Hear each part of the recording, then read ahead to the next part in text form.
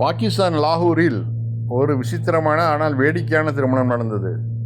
ஒரு மனைவி தனது 35 வயது கணவனை தனது 18 வயது குழந்தை பருவ நண்பருக்கு திருமணம் செய்து வைத்துள்ளார்.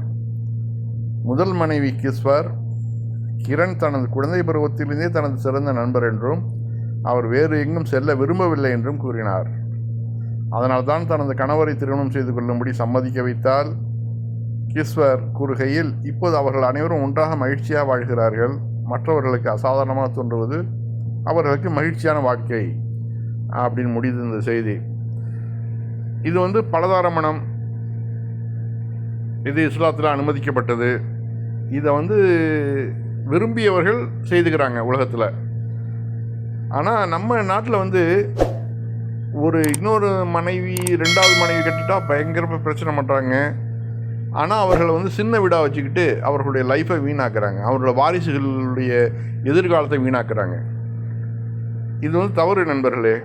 விருப்பமுள்ளவர்கள் 2வது திருமணம் பண்ணிட்டு அந்த பெண்ணுக்கும் லீகலாக எல்லா உரிமைகளும் கொடுங்க, அந்த பிள்ளைகளுக்கும் உரிமைகள் கொடுங்க. நம்ம முன்னாள் முதலமைச்சர் கலைஞர் கருணாநிதி 3 மனைவிகள், 3 மனைவிகள், பிள்ளைகள், எல்லாரும் சந்தோஷமாக இருக்காங்க. கனிமொழி, மு.க. ஸ்டாலின், மு.க. அழகிரி எல்லாரும் ஒன்றா இருந்து சந்தோஷமாக இருக்கிறது பார்க்கும்போது நமக்கு ரொம்ப சந்தோஷமாக இருக்குது. இதுதான் வாழ்க்கை, இதுதான் நேச்சர். அதை விட்டுட்டு உங்களுடைய கடவுளுக்கே பல மனைவிகள் இருக்குது. அப்படி இருக்கப்ப நீங்கள் எப்படி ஒருவனுக்கு ஒருத்தின்னு சொல்லிட்டு, அப்படி இல்லைனாக்கா அது இந்து தர்மமே கிடையாதுன்னு சொல்லிட்டு பிரச்சனைகள் பண்ணுறீங்கல்ல.